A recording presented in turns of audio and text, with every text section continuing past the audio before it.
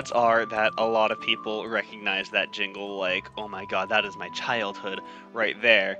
And I mean, I can't lie, I'm like in your boat. I love that jingle. I love everything about this sequence. This is very nostalgic for me, but that doesn't exactly hold true for the game. You see, when I was younger, this game was one of my favorite games of all time. I played it all the time, and I'd go over my cousin's house and immediately ask, can I play Zelda? Because I loved this game. But as of late, I've been very, very harsh towards the game when asked to recite opinions about it, because if you'd asked me any time in the past couple months, I would have easily told you that this game is very overrated and I hate almost everything about it. Well, not hate, but very strongly dislike. But as of late, I decided, you know, I should replay Ocarina of Time. I haven't replayed it since the 3DS version came out, or sometime around then at least. And you know, I replayed Majora's Mask and find that a lot more entertaining than I originally did, so maybe I'll find some more merit in Ocarina of Time. And you know what?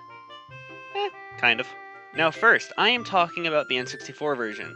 I am well aware of the 3DS version. I honestly think it is a much better game, but I only chose to play and talk about the N64 version because I have nostalgia for it, and I figured, why play a game that I just think is compared to a game that I think is but I have a lot of nostalgia for and a lot of fond memories of, making it, you know, less troubling to struggle through. Now, first off, the things this game does right. That entire starting segment, you wake up, you get out of bed, there's a fairy. There's some mixed opinions in that, but don't worry about it. It's not as bad as people say. And then you go out, there's some fairy girl like, hey, dude, the Great Deku Tree wanted to see you. I mean, I think that's what she said. This is probably not exact. And then you go, and then this dude's like, no, you can't. So you get a sword, you get a shield, and you're like, yo, what up? I told you wrong. You go in, and you go meet this tree, and he's like, get inside of me. It's not that. I trust me, it's not like that. And then you go in through the tree, you fight a bunch of enemies and solve puzzles, well, if you want to call them that. And then you go fight a giant spider, you get a heart container, and then you're all like, what is this green stone? What do you want me to do with this? He's like, I'm gonna die and you're gonna go save the world. Sweet deal, in my opinion. Now, this game doesn't waste any time. It puts you right into it, unlike some games that we're not going to mention at the moment. But it just goes straight into it. There is no dilly-dallying, and the game starts right away, even if the start is very slow. And that is something that this game does geniusly. It's just so good to finally play a game that lets you start playing it when you play it, like Dark Souls or something, not one of those RPGs that drags on for like hours at the beginning until you actually start the real game. And the game continues going strong after you leave the forest. You leave, and then this girl's all like, dude, I'm gonna miss you. You better take my ocarina to remember me by. And then for the time, this was crazy. Games didn't have these big stories. So right after you're told you're gonna go on this epic quest and it's gonna be awesome, you see that this game also is going to deal with sentimental elements, like with this girl who's sad that you're leaving and giving you a possession. It shows promise for the story as well as the gameplay, and it starts so good.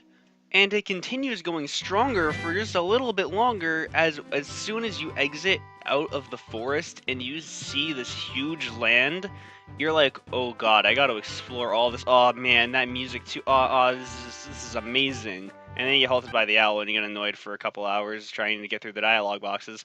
And then you go back to, oh man, this is amazing. I can't wait to go explore this.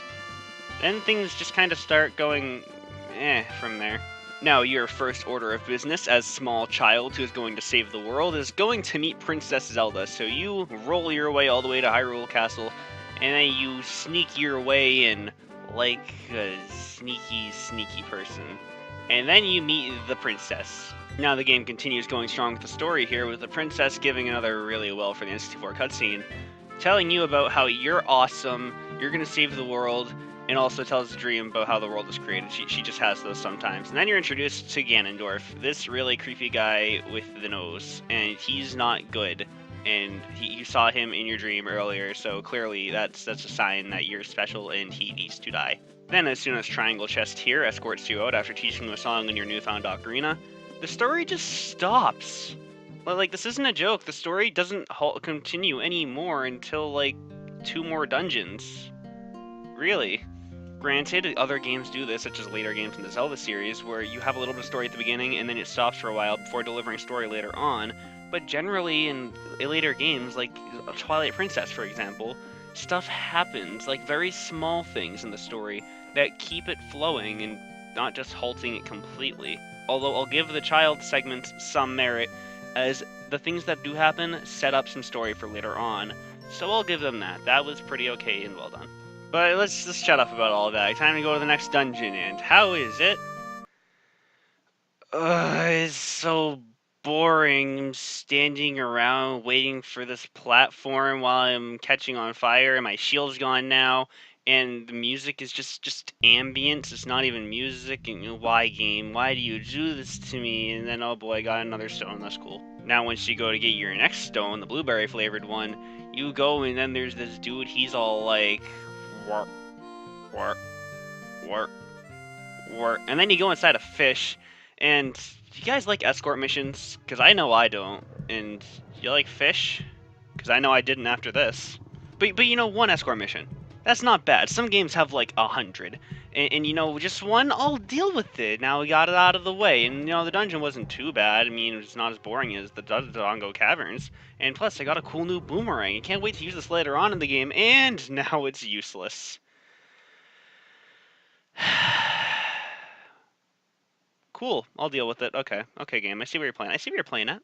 But wait, no, no, no, no, no.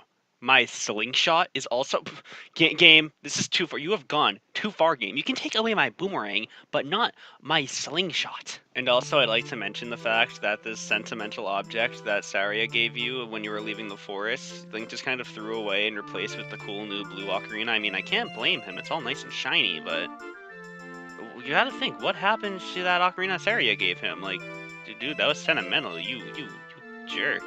But hey, story's happening again. So, when you pull your Master Sword, and you're all buff now, and you got your cool sword that does twice the damage of the Kokiri sword, or whatever that knife was, and now you have another batch of things to collect. Cool, I can go continue saving the world, and now I got my big boy pants and my horse. This is gonna be wonderful. And you know what? It's pretty okay at first. Now, if you're anything like me, before you actually go to the first dungeon, you're gonna go and get every single item in the game and get like all of the heart pieces except for a few. But you know, that's just me. Let's just skip all that. It's pretty useless stuff right there. And you know what? The first dungeon as an adult starts off strong. Well, you can go to any of them in any order because this game's kind of broken if you don't know. But you know, the Forest Temple, the one you're intended to go to first, is really good. It's got some nice creepy music. It has some cool puzzles in it. Some really nice themes. You get your bow. Ha! I don't even need you anymore, slingshot. Take that. And it's a really cool first dungeon as an adult. And it has an okay boss battle too, so, you know, nice things. It starts off really strong again. I mean, the story is gone again until the end of the game. But that is awesome. The game plays back and is better than the first part of the game. Alright, but first, it is gotta stop a second. So, I planned on having this out a month ago. Those are different times. My microphone, well, the headset that I use for my microphone is currently not available, let's say. I don't want to explain the situation, but I don't have a single good mic to record with, so I don't want to make the other half of this until I get some data back, so I can actually have some tolerable audio quality. As you can hear now, I don't think this is very good. It's just my computer microphone, but yeah, I apologize. I really didn't want to do this, but this is two-party now, so I'll see you next time. Bye.